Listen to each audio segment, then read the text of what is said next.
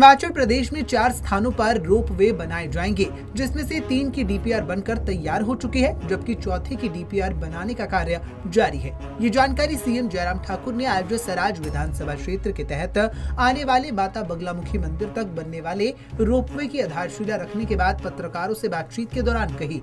CM Jairam Thakur ने कहा कि माता बगलामुखी मंदिर तक 50 करोड़ की लागत से 800 मीटर लंबे रोपवे का निर्माण किया जाएगा और इसे 1 वर्ष के भीतर बनाकर तैयार कर दिया जाएगा। ये प्रदेश का पहला रोपवे होगा जिसे नाबार्ड की सहभागिता से बनाया जाएगा। वहीं सीएम जयराम ठाकुर ने कहा कि केंद्र सरकार की पर्वतमाला योजना प्रदेश में रोपवे निर्माण और अन्य पर्यटन विकास के लिए मददगार साबित होगी। ये टोटल 800 मीटर का ये लेंथ का ये रोपवे रहेगा और 50 करोड़ की लागत से बनकर के ये तैयार होगा। हमारा लक्ष्य है कि हम इसको 1 साल से पहले इसको पूरा करने की कोशिश करें, ताकि बहुत देर न करके जल्दी से जल्दी जो है यहाँ लोगों को ये सुविधा यहाँ उपलब्ध हो सके। तो आने वाले समय में बहुत बड़ी संभावनाएं हैं। हम कोशिश कर रहे हैं। हमने 4 प्रोजेक्ट की डीपीआर की प्रोसेस जो है वो उसको बनाने के लिए हमने बोल दिया है, और जिसमें पर्टिकुलरली एक रोपवे जो बिजली महादेव का जो हमारा है, जिसको प्रधानमंत्री जी हमेशा जिक्र करते रहते हैं, और एक रोपवे हमारा पालमपुर का है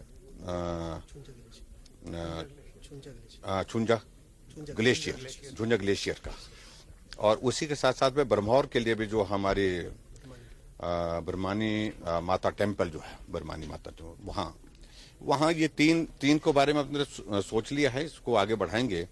और शिरगुल महादेव जो हमारा सिरमौर डिस्ट्रिक्ट में भी, ये भी उस दृष्टि से है। ये 4 प्रोजेक्ट जो है जिसकी प्रोसेस हमने शुरू की है। वहीं मुख्यमंत्री जयराम ठाकुर ने पणोह के साथ लगते त्वाराफी के पास 50 करोड़ की लागत से बनने वाले जिले के तीसरे इंडस्ट्रियल एस्टेट की आधारशिला रखी। इसके लिए पहले चरण में 12 बीघा जमीन का चयन किया गया है, जहां पर उद्योग विभाग शेड बनाने का कार्य करेगा। देखिए, ये हमने मंडी में शुरुआत की। मंडी में खास तौर से हमको जमीन की बहुत बड़ी मुश्किल आ रही थी। अभी हाल ही में हमको एक जमीन उपलब्ध हुई, जहां पर आज हमने उसका शिलान्यास किया है, और लगभग आने वाले समय में उस सारे इसमें जो हमारा एक टारगेट है कि वहां पर एक साइजेबल इन्वेस्टमेंट जो है, हमारे जो प्राइवेट सेक्टर के जो हमारे इंडस्ट्रियलिस्ट हैं वो आए और वहां पर काम करें, और हम गवर्नमेंट की ओर से उसमें फैसिलिटेट करेंगे। लगभग 50 करोड़ की लागत से ऐसा उसके बारे में बताया गया है कि जो अभी इनिशियल जो चीजों को वर्कआउट किया गया है। इस मौके पर मुख्यमंत्री जयराम ठाकुर ने स्वर कोकिला के नाम से विख्यात लता मंगेशकर के निधन पर दुख जताया और भावभीनी श्रद्धांजलि अर्पित की। स्वाभाविक रूप से पूरा देश आज लता जी की दुखद मृत्यु के कारण शोक में है। एक बहुत बड़ा योगदान फिल्म इंडस्ट्री के साथ साथ में कला के क्षेत्र को उनका रहा है, और इसलिए भारत रत्न के साथ उनको नवाजा गया, और स्वर कोकिला के नाम से उनको पूरा देश दुनिया जानती है।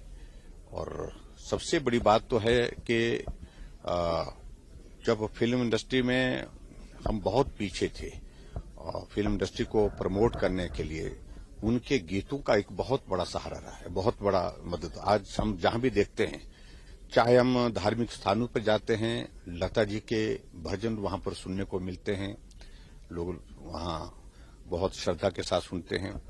अगर कहीं किसी भी कार्यक्रम में जहां देशभक्ति के कार्यक्रम होते हैं, किसी की शहादत होती है, किसी सैनिक की देश की रक्षा के लिए, वहां पर भी लता मंगेशकर के ही गीत सुनने को मिलते हैं। मंडी जिले के दौरे पर पहुंचे मुख्यमंत्री जयराम ठाकुर ने जहां पर रोपवे की आधारशिला रखने के साथ ही रोपवे निर्माण और अन्य पर्यटन विकास के लिए कार्य होने का दावा किया, तो वहीं उन्होंने स्वर कोकिला लता मंगेशकर के निधन पर दुख जताते हुए उन्हें भावभीनी श्रद्धांजलि अर्पित की।